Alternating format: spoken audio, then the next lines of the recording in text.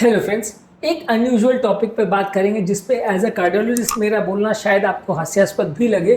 लेकिन इस पर डिस्कशन करना ज़रूरी है। आज कुछ यूज़फुल टिप्स पर बात करेंगे जहां पर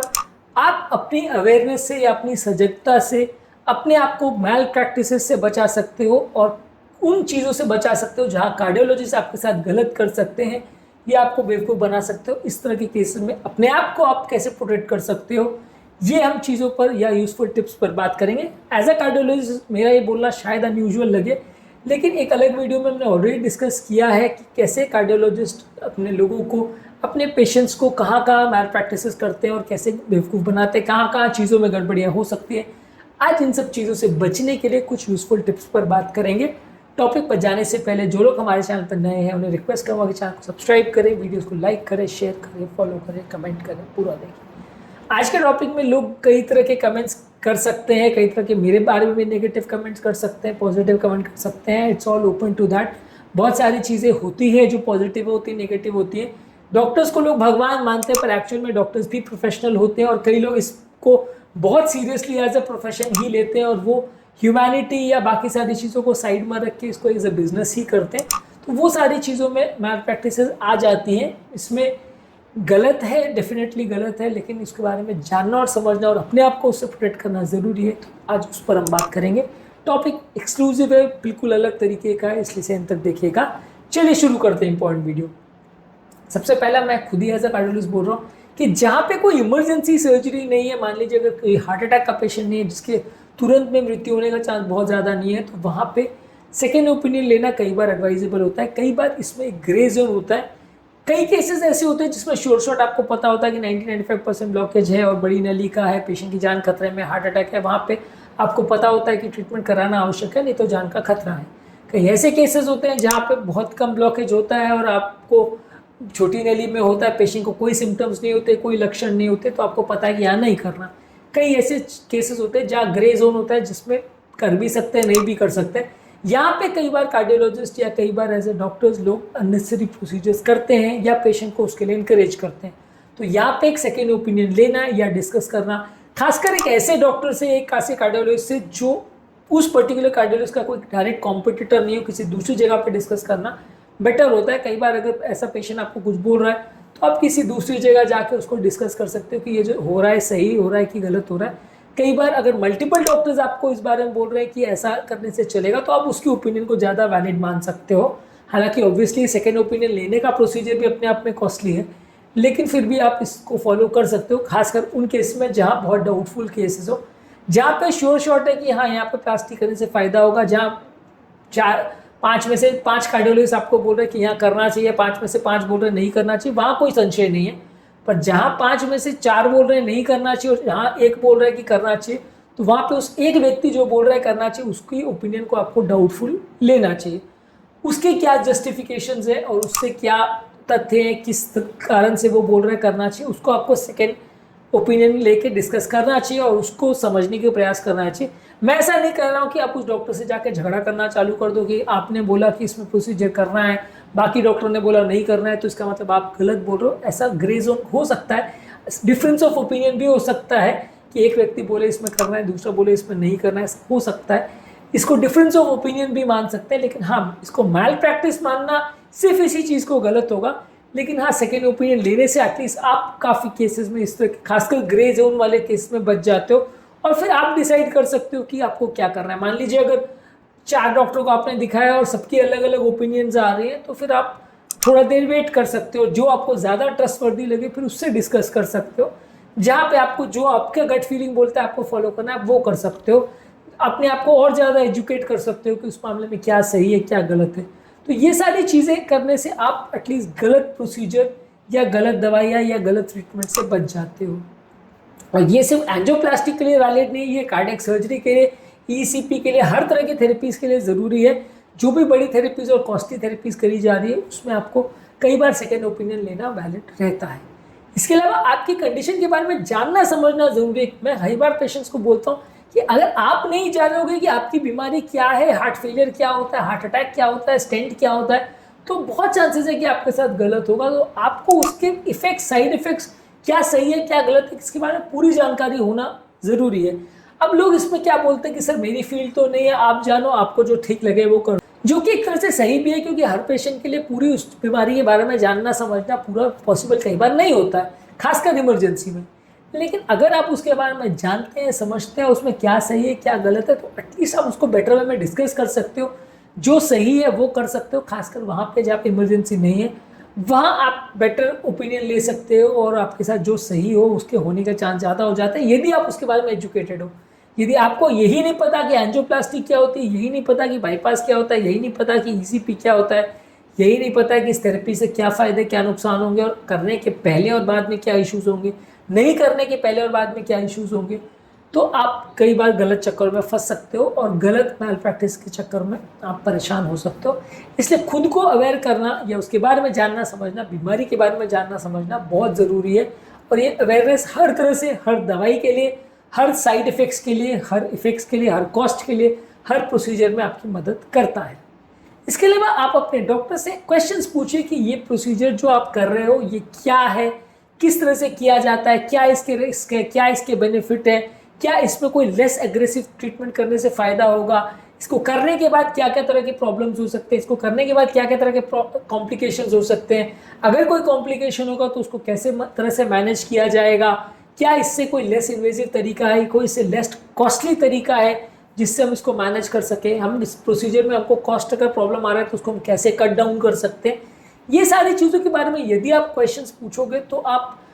हालांकि कई बार डॉक्टर्स इरिटेट भी हो जाते हैं, सारी चीज़ समझाना वो चाहते भी नहीं है, लेकिन अगर आप पूछोगे तो एटलीस्ट आप कई बार गलत डिसीजन लेने से बच जाते हो, और कई बार अननेसेसरी पैसा वेस्ट करने से बच जाते हो। इसलिए आपको जो भी डाउट है प्रोसीजर के बारे में या किसी भी चीज़ के बारे में पूछना ज़रूरी, खासकर कार्डियोलॉजी में, क्योंकि यहाँ पे एक प्रोसीजर के सही या गलत होने में पेशेंट की ज़िंदगी और मौत का फ़र्क पड़ जाता है। तो इसलिए इस तरह के केसेस में सेकेंड ओपिनियन लेना या डिस्कस करना या उसी डॉक्टर से 10 क्वेश्चन पूछना सही होता है। कई लोग इसको ओवरवेलम भी हो जाते हैं, कई लोग बहुत अननेसेसरी क्वेश्चन भी पूछते हैं, तो वो भी ऑब्वियसली आपको ही बैलेंस स्ट्राइक करना पड़ेगा कि कितना ज़रूरी है, कितना गैर ज़रूरी है, कहाँ आपको खुद डिसीजन लेना है, कहाँ डॉक्टर पे छोड़ देना सही है। ये अपने आप में एक डिफ़िकल्ट जोन है, लेकिन फिर भी अगर आप थोड़ा बहुत डिस्कस कर लोगे तो एटलीस्ट इसमें कोई बुराई नहीं है।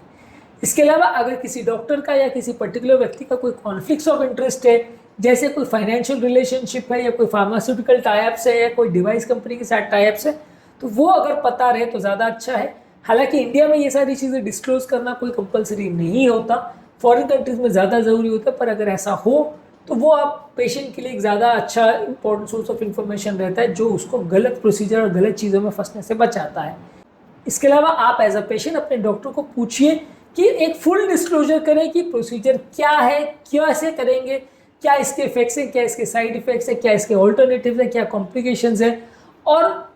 एज एन इन्फॉर्म कंसेंट जब आप साइन करते हो तो उसके बारे में सारी चीज़ें आपके को प्रॉपरली समझाई जाना, एटलीस्ट जितना फीजिबल हो उतना समझाया जाना ज़रूरी है, तभी आप उस पर साइन करें और तभी आप प्रोसीजर के लिए आगे बढ़ें। ऐसा मैं खुद ही रिकमेंड करता हूँ, क्योंकि ये सारी चीज़ें अगर आपको प्रॉपर एक्सपोज या प्रॉपर डिस्कस नहीं की जाती हैं तो इसमें गलत होने का और गलत डिसीजन लेने का चांस ज़्यादा होता है। अगर कभी कभार डॉक्टर्स आपको बहुत ज़्यादा प्रेशराइज कर रहे हैं कोई प्रोसीजर के लिए, खासकर तब जब हार्ट अटैक की सिचुएशन नहीं है, इमरजेंसी सिचुएशन नहीं है, तो उसको सेकेंड ओपिनियन लेके डिस्कस करना कई बार वैलिड होता है। अगेन मैं कह रहा हूँ कि हार्ट अटैक ऐसे सिनारियो होता है जहाँ पे टाइम की बहुत वैल्यू होती है, उस समय आप सेकेंड ओपिनियन लेने के लिए नहीं भाग सकते, क्योंकि वहाँ पे जान का खतरा ज़्यादा हो सकता है। तो वैसे केस में कई बार अगर कोई ऐसा प्रोसीजर है जहाँ पे डॉक्टर्स आपको बहुत ज़्यादा डराने की कोशिश कर रहे हैं, तो वहाँ पे थोड़ा वेट करके सेकेंड ओपिनियन लेना कई बार ज़्यादा एडवाइजेबल होता है, क्योंकि कई बार ऐसा होता है कि कई डॉक्टर्स और कई सर्जन या कई तरह के लोग आपको प्रोसीजर के बारे में ज़्यादा डराते हैं, हाई प्रेशर क्रिएट करते हैं ताकि आप कंसेंट दे दो, लेकिन वो कई बार गलत होता है, मैल प्रैक्टिस भी हो उसमें इन्वॉल्व रहती है। तो इसको कई बार डिस्कस कर लेना बेटर होता है। और अगर डॉक्टर आपको अगर बता रहा है कि इसमें जल्दी करना ज़रूरी है, तो क्यों जल्दी करना ज़रूरी है, अगर वो आपको विश्वास करने जैसा लग रहा है वो सिचुएशन, तो डेफिनेटली करिए। पर अगर आपको डाउटफुल लग रहा है वो सिनेरियो, तो फिर सेकेंड ओपिनियन ले सकते हैं। इसके अलावा जो मेडिकल टेस्ट आपके किए जा रहे हैं, जैसे ईसीजी है, इको है, ट्रेडमिल टेस्ट है, एंजियोग्राफी, ये कब किए जाते हैं, इसमें क्या मिलता है क्या नहीं मिलता है, और इसके बाद कब अगला टेस्ट या ट्रीटमेंट के लिए जाने की आवश्यकता है, ये भी जानना ज़रूरी है। सिर्फ हार्ट अटैक के बारे में जानना या इमरजेंसी ट्रीटमेंट जानना ज़रूरी नहीं है, हर तरह के टेस्ट के बारे में भी बेसिक इन्फॉर्मेशन हो ज़रूरी है। अगर आप चाहें तो हमारे चैनल पर इस पर बहुत सारी वीडियोज़ है जहाँ कार्डियक इन्वेस्टिगेशंस को हमने सारे इन्वेस्टिगेशन को एट लेंथ डिस्कस किया है, आप उसे चेकआउट कर सकते हैं। इसके अलावा अगर कोई पेशेंट के लिए सर्जरी एडवाइस की जाती है तो सर्जरी के सारे आउटकम, सारे उसके बाद के लाइफस्टाइल चेंजेस, क्या क्या पेशेंट कर सकता है, क्या नहीं कर सकता है, रिहेबिलिटेशन में कितना टाइम लगेगा, कब ऑफिस ज्वाइन कर सकता है, ऑफिस ज्वाइन करने के बाद भी क्या वो अपना रेगुलर काम कर पाएगा या नहीं कर पाएगा, प्रोसीजर का सक्सेस रेट कितना है, फेलियर रेट कितना है, फेलियर होगा तो किस किस तरह का फेलियर हो सकता है, ये सारी चीज़ें अपने डॉक्टर के साथ डिस्कस करना ज़रूरी है ताकि आप प्रोसीजर के लिए एक इन्फॉर्म वे में कंसेंट कर सको और सही तरह से प्रोसीजर को कर सको। इसके अलावा अगर फीजिबल है तो अपने डॉक्टर के लिए ऑनलाइन क्या रिव्यूज़ है या ऑनलाइन क्या रेटिंग्स है वो सारी चीज़ें चेक कर सकते हैं। हालांकि इसमें भी बहुत बायस होने का चांस है, बहुत सारे लोग भी आपके बारे में नेगेटिव कमेंट्स करते हैं, फालतू की बातें भी करते हैं, वो सारी चीज़ें होता है, वो सारे ग्रे जोन अवेलेबल है, लेकिन इससे भी कई बार थोड़ा आपके बारे में पता चल सकता है। और पेशेंट्स अपने फ्रेंड्स रिलेटिव जिन्होंने उस डॉक्टर के पास पहले ट्रीटमेंट कराया उनसे भी सेकेंड ओपिनियन लेके देख सकते हैं कि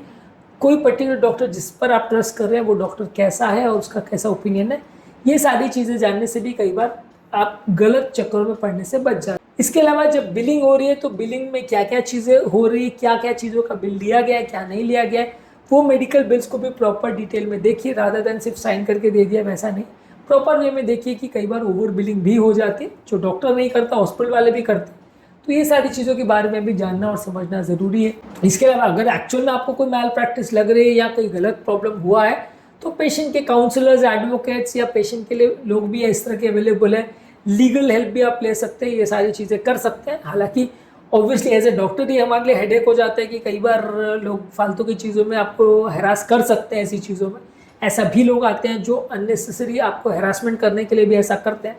और एज अ पेशेंट अगर आप चाहो तो इस मामले में भी आपकी मदद हो सकती है कि आपके साथ कुछ गलत हुआ है या सही हुआ है, वो जानने के लिए आप किसी काउंसलर की या एडवोकेट की हेल्प भी कई बार ले सकते हैं, और उसको भी मानना या नहीं मानना, उसको भी फॉलो करना या नहीं करना, वो भी आपका डिसीजन है। इसके अलावा एक और चीज़ ये होता है कि एक प्राइमरी केयर फिजिशियन जिसको आप रेगुलरली दिखाते हो या सालों से जानते हो, उसके साथ भी कई बार डिस्कस कर लेना अच्छा होता है। अब अगर किसी पेशेंट का कोई डॉक्टर से सालों से रिलेशन रहा है, उसकी कोई फैमिली का मेंबर है जो डॉक्टर है, जिससे उसको एटलीस्ट उम्मीद है कि वो उसको सही राह देगा, या किसी व्यक्ति का अगर मान लीजिए कोई फ्रेंड है या कोई दोस्त है आसपास में कोई डॉक्टर है जिसको सालों से दिखाता आ रहा है, तो उसके साथ भी एक बार डिस्कस कर लेना उस टाइम पे ज़रूरी होता है। तो उसमें एटलीस्ट ये होता है कि वो बीइंग अ डॉक्टर आपकी प्रॉब्लम को बेटर वे में समझ पाएगा, कार्डियोलॉजिस्ट के साथ बेटर वे में डिस्कस करवा पाएगा, उनसे आपस में भी बात करवा सकते हैं। तो ये सारी चीज़ें भी पेशेंट के साथ इमरजेंसी में कुछ भी गलत होने से रोक सकती है, एटलीस्ट कुछ हद तक आपको प्रोटेक्ट कर सकती हैं। आज के टॉपिक में थोड़ा सा अजीब है कि मैं एज अ कार्डियोलॉजिस्ट ही अपने पेशेंट्स को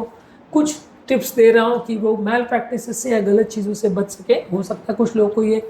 हास्यास्पद लगे, कुछ लोग मेरे बारे में भी नेगेटिव कमेंट्स करें, but that is always open. Her videos में ऐसा होता है कि आप पॉजिटिव या नेगेटिव दोनों सोच सकते हो।